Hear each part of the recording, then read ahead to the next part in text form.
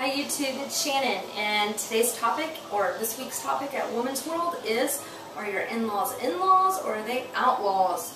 Okay, mine are in-laws, and thank God they are, because I don't have a relationship with my parents, and I'll go into that in just a minute, to give my husband in-laws or outlaws, so I feel for him, you know. So a little bit about me before I tell you why they're so important in my life. Well, my parents divorced when I was 3, and my mom originally had custody of me.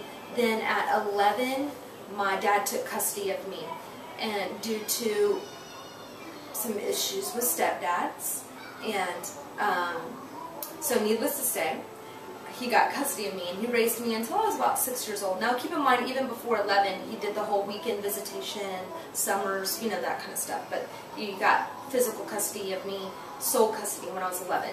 And then my dad at 16 told me he was sending me home to my mother because the reasoning was that every daughter needs a mother.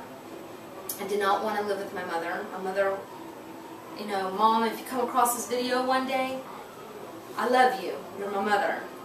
But my mom lives a very chaotic, stressful life, and I just didn't want to be, you know, move back with her. You know, I had a younger sister, a half sister, Sabrina, that lived with my mom, and that was the only good thing that was there. You know, so.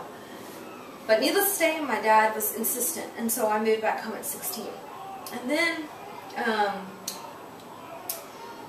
at 19, my dad committed suicide, and so I felt almost abandoned, you know what I mean? The only stable parenting figure that I had was my dad, and then here he was gone. So, between the ages, I would say, of 17 to 18, well, I met my son's father when I was 18 years old, so... Well, no, I met my son's father when I was 16, and got pregnant at 18, had our son at 19, just into my 19th year, and then my dad committed suicide when I was 19, and so here I was, an unwed teenage mom with an alcoholic mother. That's it in a nutshell. And so pretty much at that point, I was on my own, you know what I mean? So that's what happened, you know. I had Lee Kennan and life rolled forward, you know. And so I ended up marrying his father, and then at 22, we separated, and I believe I was 23 when, 23, we were divorced. It took a while to divorce him. And then I met my husband now, Wesley, when I was 25, and then we were together a year and a half, so I was married at 26 with Wesley.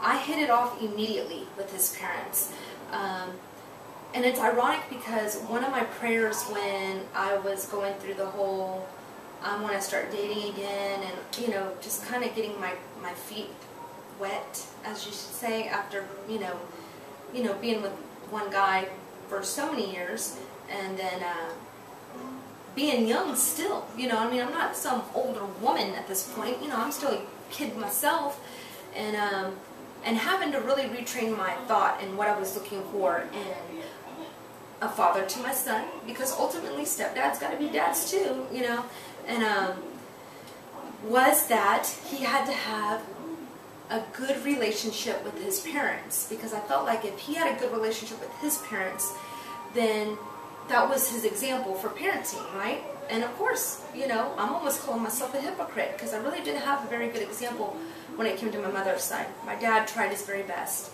and Piper's awake. I'll be right back. Hi YouTube, I'm back, now with Piper. So we were talking about, so my in-laws. They have been there every step of the way of our marriage, and in fact, they have helped us see when we're both being ignorant, and, you know, made us communicate with one another. They've always learned to stay out of any disagreement. And of course, if we ask for their advice, and I'm sure my husband goes to his dad and, you know, confesses his things to him, and it doesn't bother me because I think to some degree it's healthy that he has an outlet.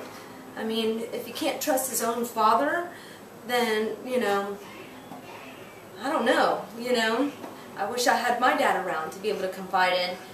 But really, God filled that void for me by giving me my mother-in-law, because she is a very influential person in my life. Do we agree on every single thing that comes across the board? No. But the great thing is we have such an honest relationship that we can, I've even told, you know, them, you know, that doesn't work for us, or, you know, I don't want to do it that way, you know, and vice versa. My husband's done the same thing. You know, our parenting styles are different, and, but they embrace that, you know what I mean?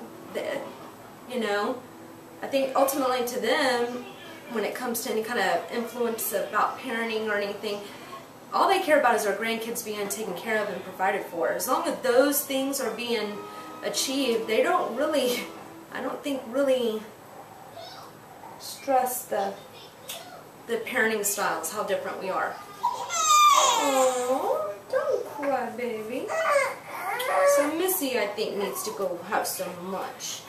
Do you think she needs some lunch? Say yes, ma'am. So my in-laws are in-laws. I do not consider them outlaws, and I love my relationship with them, and I'm very grateful for them. Talk to y'all later. Bye-bye.